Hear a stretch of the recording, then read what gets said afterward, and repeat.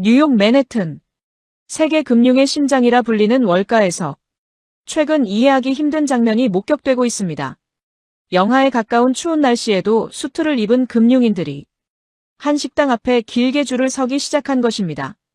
헤지펀드 매니저, 투자은행 임원, 그리고 월가에서 가장 냉철하다는 분석가들까지 모두 같은 곳으로 몰려들고 있습니다. 수백억 달러를 움직이는 사람들이 몇 시간씩 기다리며 먹으려는 음식. 그런데 더 놀라운 사실은 그 음식의 정체였습니다. 프랑스 요리도 이탈리아 요리도 아닌, 놀랍게도 한국에서 시작된 음식이었다는 것입니다. 도대체 뉴욕 한복판에서 월가 엘리트들까지 줄을 세운 이 한국 음식의 정체는 무엇일까요?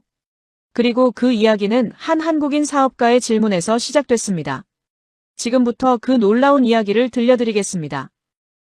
영상을 시작하기 전에 구독, 좋아요 꾹 눌러주세요. 영상 제작에 큰 힘이 됩니다. 저는 월가에서 25년을 보냈습니다. 외식 산업 애널리스트. 수백 개의 레스토랑을 분석해온 사람이죠. 뉴욕 금융가에는 오래된 규칙이 하나 있습니다. 중요한 계약은 반드시 스테이크하우스에서 이루어진다는 것입니다. 거대한 인수합병, 수백억 달러가 오가는 협상. 그 모든 이야기는 언제나 스테이크 위에서 시작됩니다. 조용한 공간, 고급 와인, 격식 있는 서비스. 이 세 가지가 갖춰져야만 비로소 돈이 움직입니다. 그게 월가입니다. 저는 그 공식을 25년 동안 단 한 번도 의심한 적이 없었습니다. 레스토랑 업계에서는 수치가 모든 것을 말해줍니다. 높은 객단가, 적절한 회전율, 길게 이어지는 예약 대기, 그리고 무엇보다 중요한 것, 비즈니스 미팅에 어울리는 분위기. 상대방의 말이 또렷하게 들려야 합니다. 연기 냄새가 없어야 합니다. 테이블 사이의 간격이 충분히 확보되어야 합니다. 저는 그 기준으로 식당을 평가해왔죠. 감정이 아니라 숫자로, 분위기가 아니라 구조로. 그렇다면 한국 BBQ는 어디에 속할까요? 월가 금융인들 사이에서 한국 BBQ는 이렇게 분류됩니다. 퇴근 후 직원들 데리고 가는 곳. 저는 그 평가가 정확하다고 생각했습니다. 어느 날 미드타운에서 있었던 점심 자리였습니다. 누군가 한국 BBQ 이야기를 꺼냈습니다. 그러자 동료 한 명이 입을 열었죠. 소고기도 아닙니다. 돼지 뱃살 아닙니까? 기름 번들거리는 돼지 뱃살을 구워 먹으면서 억 달러짜리 계약을 논한다고요? 와인도 없고 연기 자욱한 테이블에서 상대방 얼굴도 제대로 보이지 않는 곳에서 악수를 한다고요? 그게 비즈니스 식사입니까? 그게 가능하다고 생각하십니까? 테이블이 조용해졌습니다. 그 말에 반박하는 사람은 아무도 없었습니다. 저도 마찬가지였습니다. 저는 한국 BBQ를 단 한 번도 비즈니스 식사의 선택지로 고려해 본 적이 없었습니다. 우선 와인이 없습니다. 격식도 없죠. 그리고 조용한 분위기도 없습니다. 레스토랑 업계의 성공 공식 어디에도 들어맞지 않는 음식이었습니다. 저의 결론은 단순하고 명확했습니다. 한국 BBQ는 비즈니스 식사와 무관하다. 그런데 어느 날, 맨해튼 플래티론 거리에 새로운 레스토랑이 문을 열었다는 이야기가 들렸습니다. 화로 코리안 스테이크하우스. 처음 그 이름을 들었을 때 저는 잠깐 멈췄습니다. 그러고는 피식 웃었죠. 한국 고깃집이 스테이크하우스를 자처한다고요. 저는 그 식당을 간단히 분석해봤습니다. 한국 BBQ, 맨해튼 파인다이닝 입지, 높은 임대료, 좁은 목표 시장, 그리고 바로 결론을 내렸습니다. 1년 안에 문 닫을 식당이다. 저는 그 이후 그 식당에 대해 더 이상 신경 쓰지 않았습니다. 월가 애널리스트에게 실패할 식당에 쓸 시간은 없습니다. 적어도 그때까지는. 몇 달이 흘렀습니다. 그런데 월가에서 이상한 이야기가 돌기 시작했습니다. 투자은행 임원, 헤지펀드 매니저, 기업 최고 경영자. 그들이 하나같이 같은 이름을 입에 올리고 있었습니다. 요즘 회식하기 좋은 식당이 생겼다고. 저는 그 식당 이름을 다시 들었을 때 자리에서 멈췄습니다. 코테 코리안 스테이크하우스. 한국 고깃집이었습니다. 이게 도대체 무슨 일입니까? 저는 그 이름을 다시 들었을 때 솔직히 무시하려 했습니다. 월가에서 25년을 보낸 사람입니다. 유행처럼 번지는 소문에 흔들릴 만큼 가볍지 않습니다. 하지만 이상했습니다. 소문을 전하는 사람들이 달랐습니다. 한두 명이 아니었습니다. 그것도 업계에서 검증된 사람들이었습니다. 수십억 달러를 운용하는 헤지펀드 매니저, 대형 투자은행의 부문장, 글로벌 기업의 최고 경영자. 그들이 식당 이야기를 꺼낼 때는 이유가 있습니다. 그저 맛있어서가 아닙니다. 그 식당이 비즈니스에 쓸만하다는 뜻입니다. 저는 그 식당의 창업자를 조사하기 시작했습니다.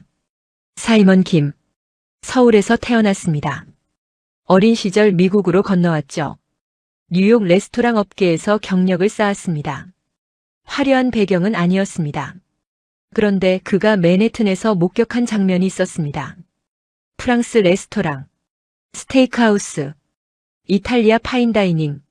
이 식당들은 뉴욕에서 고급 음식으로 분류됩니다. 비즈니스 미팅에 어울리는 곳, 격식이 있는 곳, 테이블 하나에 수백 달러가 오가는 곳이죠. 그런데 한국 음식은 달랐습니다.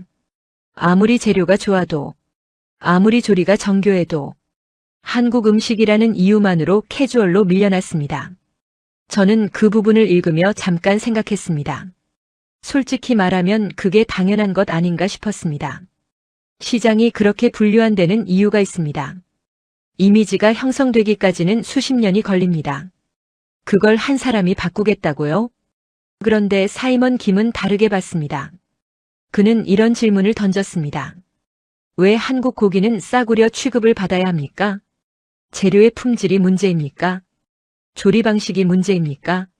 아니면 그냥 한국 음식이라는 이유만으로 격이 낮다고 결론 내린 것입니까?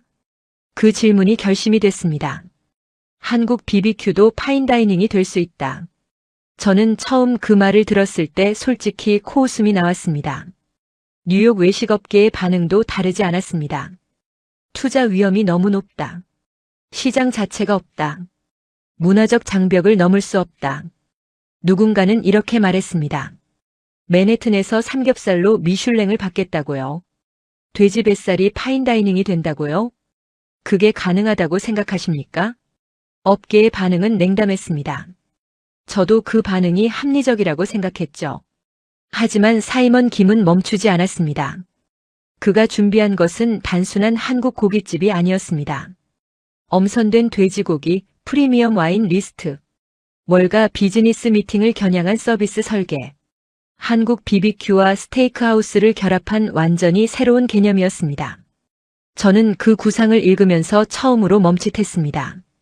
무모하다는 생각은 여전했습니다. 하지만 아무 생각 없이 달려드는 사람은 아니라는 것. 그건 인정해야 했습니다. 그래도 저의 결론은 바뀌지 않았습니다.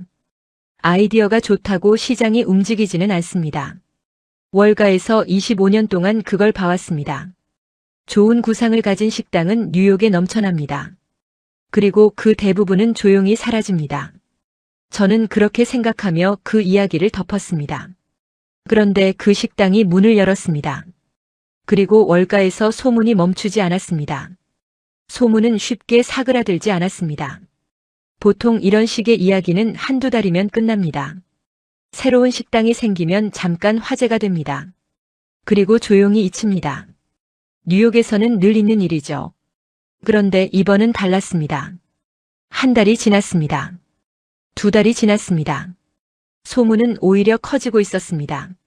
저는 데이터를 직접 확인하기 시작했습니다. 예약 현황, 객단가, 와인 판매 추이, 숫자들이 이상했습니다. 예약이 계속 차고 있었습니다. 객단가는 맨해튼 중급 스테이크하우스 수준을 이미 넘어서고 있었습니다. 와인 매출도 올라가고 있었죠. 저는 잠시 멈췄습니다. 한국 BBQ 식당에서 이런 수치가 나온다는 것입니까? 저는 다시 계산해 봤습니다. 입지 조건, 좌석수, 임대료 구조, 회전율, 숫자들이 맞지 않았습니다. 제가 알고 있는 공식으로는 설명이 되지 않는 식당이었습니다. 그런데 더 이상한 것이 있었습니다. 이 식당을 찾는 사람들의 면면이었습니다.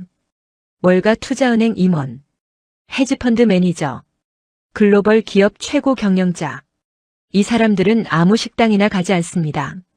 식당 선택 하나에도 이유가 있습니다. 분위기가 맞아야 합니다. 소음이 없어야 합니다. 테이블 간격이 충분해야 합니다. 와인 리스트가 갖춰져 있어야 합니다. 무엇보다 중요한 것, 그 자리에 앉아 있다는 것 자체가 격이 되어야 합니다. 그 기준을 한국 고깃집이 충족하고 있다는 겁니까? 저는 믿기 어려웠습니다. 하지만 숫자는 거짓말을 하지 않습니다. 그게 월가에서 제가 배운 단 하나의 원칙입니다. 저는 결심했습니다. 직접 확인하자. 사실 저는 삼겹살을 제대로 먹어본 적이 없었습니다. 그럴 이유가 없었습니다.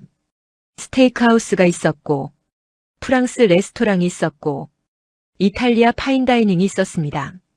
돼지 뱃살을 구워 먹으러 갈 일이 없었습니다. 그날 밤 저는 처음으로 화로 코리안 스테이크하우스 문 앞에 섰습니다. 맨해튼 플래티론 거리. 식당 앞에 섰을 때 저는 잠깐 멈췄습니다. 입구는 단정했습니다. 과하지 않았습니다. 간판도 조용했습니다. 떠들썩한 느낌이 없었습니다. 문 너머에서 소리가 들려왔습니다. 낮게 깔린 대화 소리, 잔이 부딪히는 소리, 그리고 희미한 고기 굽는 냄새. 월가 스테이크하우스와 다르지 않은 분위기였습니다. 그런데 메뉴는 한국 BBQ라는 것입니다. 저는 코트깃을 여미며 생각했습니다. 이 식당이 제 공식을 벗어나 있다면 두 가지 중 하나입니다. 제가 놓친 게 있거나, 아니면 이 식당이 곧 무너지거나. 25년 동안 제가 틀린 적은 없었습니다. 저는 문을 밀었습니다. 그리고 그 순간, 제가 25년 동안 믿어온 공식이 흔들리기 시작했습니다. 문이 열렸습니다. 저는 그 순간 멈췄습니다. 제가 예상했던 풍경이 아니었습니다. 시끄러운 고깃집을 예상했습니다. 연기 자욱한 공간을 예상했습니다. 격식과는 거리가 먼 분위기를 예상했습니다. 그런데 눈앞에 펼쳐진 것은 달랐습니다. 조명은 낮고 깊었습니다. 천장까지 이어지는 와인셀러가 벽면을 가득 채우고 있었습니다. 테이블 간격은 충분했습니다. 옆 테이블의 대화가 들리지 않을 만큼, 그리고 그 안에 앉아 있는 사람들, 정장 차림의 남성들, 조용한 대화, 테이블 위에 놓인 고급 와인잔. 저는 순간 제가 잘못 들어온 것이 아닌가 싶었습니다. 이곳이 한국 고깃집이 맞습니까? 직원이 저를 자리로 안내했습니다. 동선이 정확하고 불필요한 말이 없었습니다. 테이블에 앉자 와인 리스트가 먼저 나왔습니다. 저는 리스트를 펼쳤습니다. 버건데이, 보르도, 나파밸리. 구성이 탄탄했습니다. 맨해튼 중급 스테이크하우스와 견주어도 밀리지 않는 수준이었습니다. 저는 속으로 인정했습니다. 준비는 되어 있구나.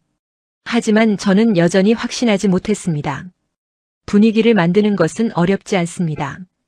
인테리어에 돈을 쓰면 됩니다. 와인 리스트를 갖추는 것도 마찬가지죠. 문제는 그 다음입니다. 음식이 그 격을 따라가느냐. 그게 핵심입니다. 잠시 후 직원이 고기를 가져왔습니다. 드라이 에이징된 고기였습니다. 플레이팅이 정교했습니다. 한국 BBQ에서 보던 방식이 아니었습니다. 마치 파인다이닝 레스토랑의 메인 코스처럼 테이블 위에 놓였습니다. 직원이 직접 고기를 올렸습니다. 불꽃이 올라왔습니다. 한국식 직화구이. 그런데 그 장면이 이상하게도 이질적이지 않았습니다. 오히려 자연스러웠습니다. 테이블 위의 불꽃이 낮은 조명과 어우러지며 분위기를 만들어냈습니다. 저는 주위를 다시 살폈습니다. 환기 시스템이 조용하게 작동하고 있었습니다. 연기가 테이블 위로 퍼지지 않았습니다. 냄새가 공간에 배지 않았습니다. 옆 테이블 손님의 코트가 깨끗했습니다. 월가 비즈니스 식사에서 가장 치명적인 두 가지가 있습니다. 소음과 냄새. 이 식당은 그 두 가지를 모두 잡고 있었습니다. 저는 분석가로서 이 공간을 다시 읽기 시작했습니다.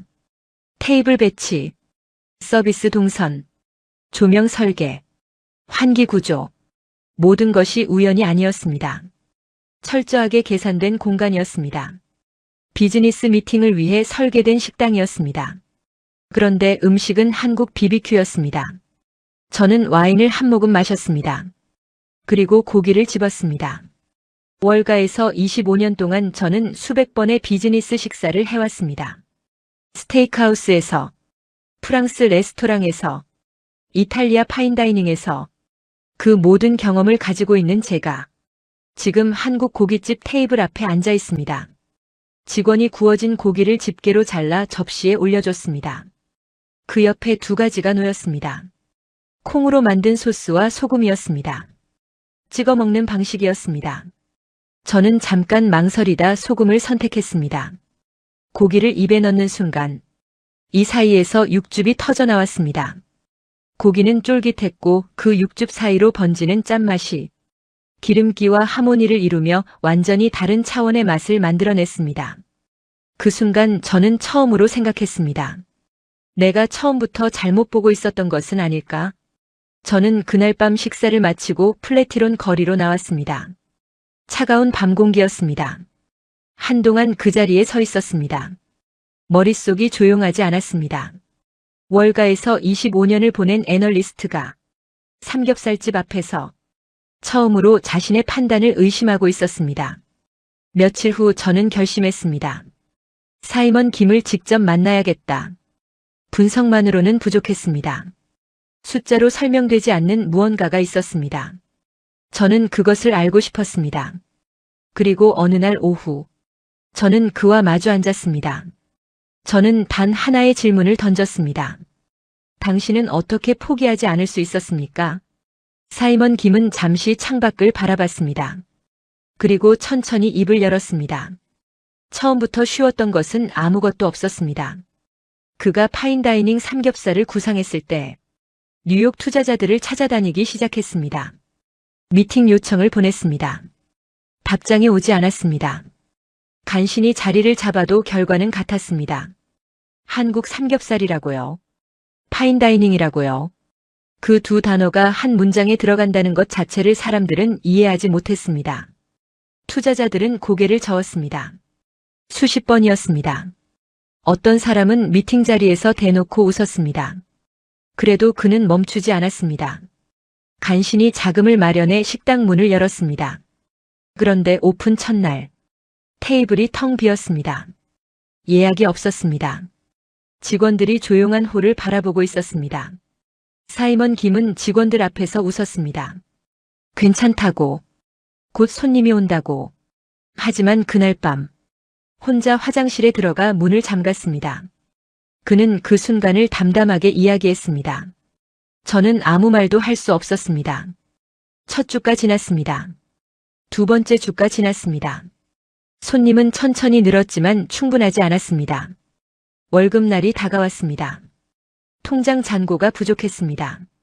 직원들 얼굴이 떠올랐습니다. 그는 그날 밤 잠을 자지 못했습니다. 개인 돈을 털어 월급을 맞췄습니다. 그것만이 아니었습니다. 오픈 초기, 주방을 이끌던 핵심 직원이 갑자기 떠났습니다. 예고도 없었습니다. 다음 날 영업을 해야 하는데 주방이 무너진 상황이었습니다. 그는 그날 밤 직접 주방에 들어갔습니다. 새벽까지 버텼습니다. 가족들도 등을 돌렸습니다. 제발 그만두라는 말을 들었습니다. 이미 너무 많이 잃었다고. 더 늦기 전에 멈추라고. 사이먼 김은 그 말을 들으며 무엇을 생각했을까요? 저는 그에게 물었습니다. 그 모든 순간에도 포기하지 않은 이유가 무엇입니까? 그는 잠시 말이 없었습니다. 그리고 조용히 답했습니다. 한국 음식이 싸구려가 아니라는 것을 증명하고 싶었습니다. 그게 전부였습니다. 저는 그 말을 듣는 순간 처음으로 말을 잃었습니다. 월가에서 25년 동안 저는 숫자만 봤습니다. 데이터만 믿었습니다. 감정은 분석의 적이라고 생각했습니다. 그런데 지금 제 앞에 앉아 있는 이 사람은 숫자가 전부 불가능을 가리킬 때 감정 하나로 버텼습니다. 그리고 살아남았습니다. 저는 그날 오후 한동안 자리를 뜨지 못했습니다. 사이먼 김과의 대화가 끝난 후 저는 이 식당을 다르게 보기 시작했습니다. 분석가의 시선이 아니었습니다. 처음으로 사람을 보고 있었습니다. 투자자 수십 번 거절, 텅 빈 테이블, 월급날 밤의 통장 잔고, 주방이 무너진 새벽. 가족의 만료. 그 모든 것을 버텨낸 사람이 만든 식당이었습니다.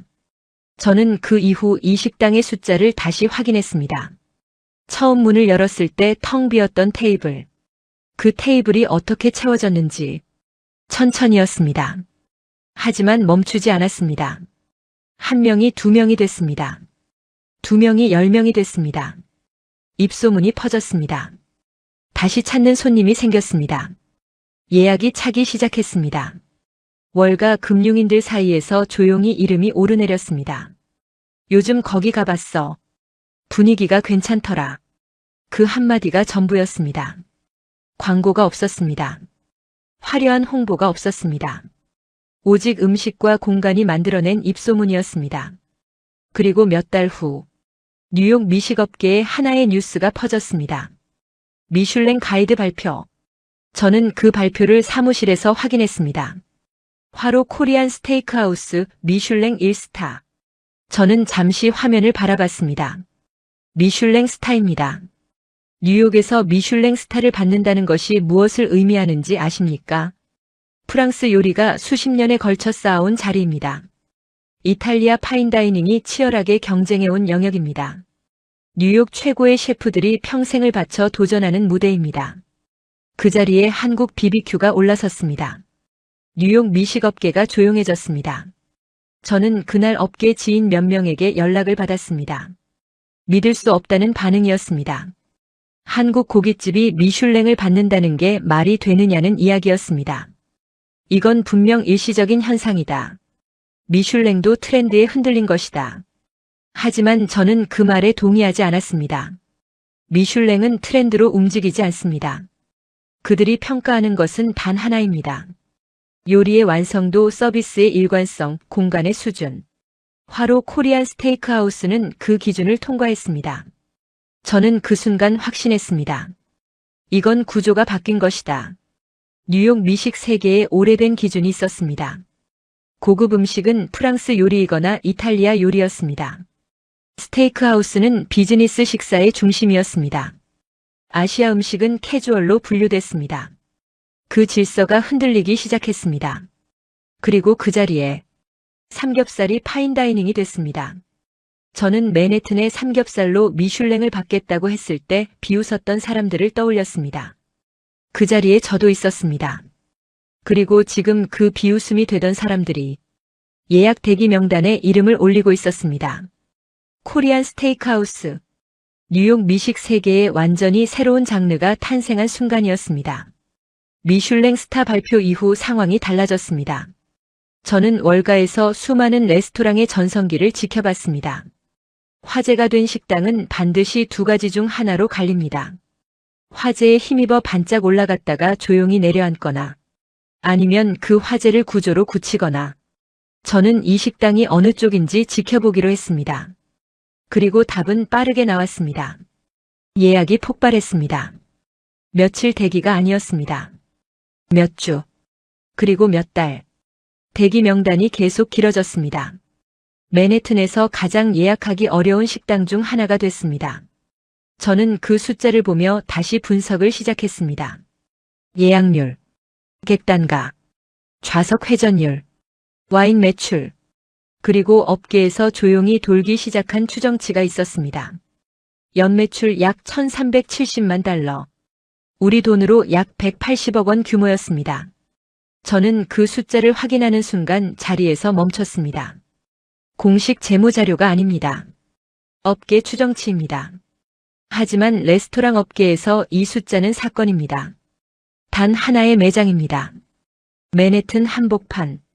좌석수가 제한된 레스토랑 한 곳에서 이 규모의 매출이 나온다는 것. 이건 단순한 인기 식당이 아닙니다. 저는 다시 계산해 봤습니다. 객단가를 역산했습니다. 회전율을 대입했습니다. 와인 매출 비중을 추산했습니다. 숫자가 맞아떨어졌습니다. 이 식당은 맨해튼 최상급 스테이크하우스와 어깨를 나란히 하는 수익 구조를 갖추고 있었습니다. 그것도 한국 BBQ로. 저는 그 결과를 보며 조용히 생각했습니다. 업계에서는 여전히 말하는 사람들이 있었습니다. 이건 미슐랭 효과다. 일시적인 현상이다. 곧 꺾일 것이다. 하지만 숫자는 거짓말을 하지 않습니다. 그게 월가에서 제가 25년 동안 배운 단 하나의 원칙입니다. 저는 월가의 식사 지도를 다시 펼쳤습니다. 불과 몇 년 전만 해도 이 지도는 단순했습니다. 중요한 계약은 스테이크하우스에서, 격식 있는 자리는 프랑스 레스토랑에서, 그게 월가의 규칙이었습니다. 그런데 지금 그 지도가 바뀌고 있었습니다. 투자은행 임원들이 화로 코리안 스테이크하우스를 예약하고 있었습니다. 헤지펀드 매니저들이 그 테이블에서 계약을 논하고 있었습니다. 글로벌 기업의 최고 경영자들이 그 자리를 찾고 있었습니다. 한국의 삼겹살이 월가 비즈니스 식사의 선택지가 됐습니다.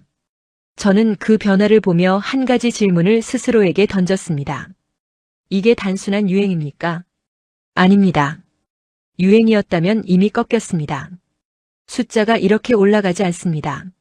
월가 사람들이 이 식당을 반복해서 찾지 않습니다. 이건 문화가 바뀐 것입니다.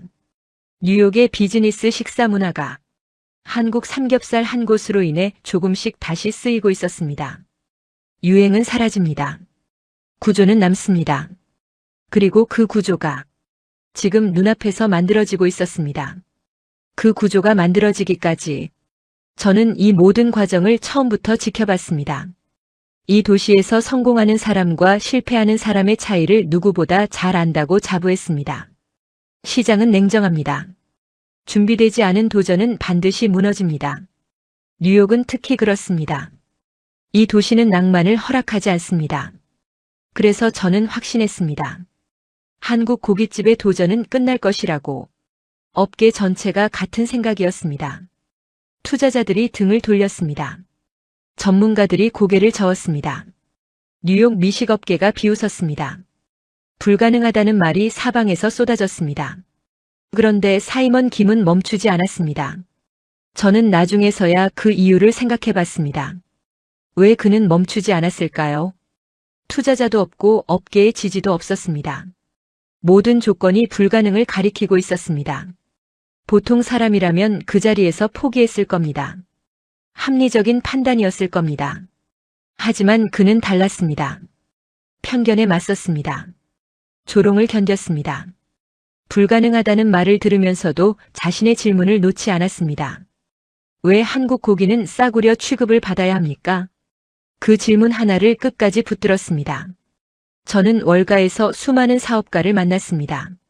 성공한 사람, 실패한 사람. 그 차이를 저는 항상 전략과 자본의 문제로 분석했습니다. 그런데 사이먼 김 앞에서 그 분석이 흔들렸습니다. 이건 전략의 문제가 아니었습니다. 자본의 문제도 아니었습니다. 불가능하다는 말을 들어도 포기하지 않는 것. 편견의 벽 앞에서 오히려 더 단단해지는 것. 그 무언가가 이 모든 것을 만들어냈습니다. 그리고 그 결과는 숫자로 증명됐습니다. 미슐랭 1스타. 연매출 약 180억 원 규모. 마이애미, 라스베이거스, 싱가포르. 세계로 뻗어나간 코리안 스테이크하우스. 뉴욕 미식 세계의 오래된 질서가 바뀌었습니다. 프랑스 요리와 이탈리아 요리 사이에 한국 음식이 자리를 잡았습니다. 월가의 금융인들이 한국 고깃집 테이블에서 억 달러짜리 계약을 논합니다. 불가능이 현실이 됐습니다. 저는 25년 동안 숫자만 믿었습니다. 숫자가 말하지 않으면 인정하지 않았습니다. 데이터가 없으면 움직이지 않았습니다. 그게 월가 애널리스트의 방식이었습니다. 그런데 그날 처음으로 알았습니다. 숫자로 설명되지 않는 것이 있다는 것을. 모두가 불가능하다고 할 때, 모든 조건이 포기를 가리킬 때, 그래도 끝까지 자신의 질문을 놓지 않는 사람이 있다는 것을. 그리고 그 사람은 한국인이었습니다. 스테이크하우스의 도시 뉴욕에서 한국 고깃집이 새로운 장르를 만들었습니다. 유행은 사라집니다. 그러나 구조는 남습니다. 그리고 그 구조를 만든 것은 불가능 앞에서도 포기하지 않은 단 한 명의 한국인이었습니다. 여러분, 뉴욕이 비웃었습니다. 월가가 외면했습니다. 투자자들이 문전박대했습니다. 가족마저 등을 돌렸습니다. 그래도 그는 멈추지 않았습니다. 왜 한국 음식이 싸구려 취급을 받아야 합니까? 그 단 하나의 질문이 뉴욕의 식사 문화를 바꿨습니다. 삼겹살이 미슐랭 1스타가 됐습니다. 월가 계약 테이블에 올랐고 세계 미식 지도를 다시 그렸습니다. 수백억 달러를 움직이는 사람들이 지금 이 순간도 줄을 서서 기다리는 음식. 그 음식이 우리 한국의 삼겹살입니다. 불가능 앞에서 포기하지 않는 것, 편견 앞에서 무너지지 않는 것, 그리고 끝까지 자신이 믿는 것을 증명해내는 것. 그게 한국인입니다. 그게 대한민국입니다. 구독과 좋아요는 이런 이야기를 계속 전해드리는 힘이 됩니다. 다음 영상에서 또 만나겠습니다. 오늘도 시청해주셔서 정말 감사합니다.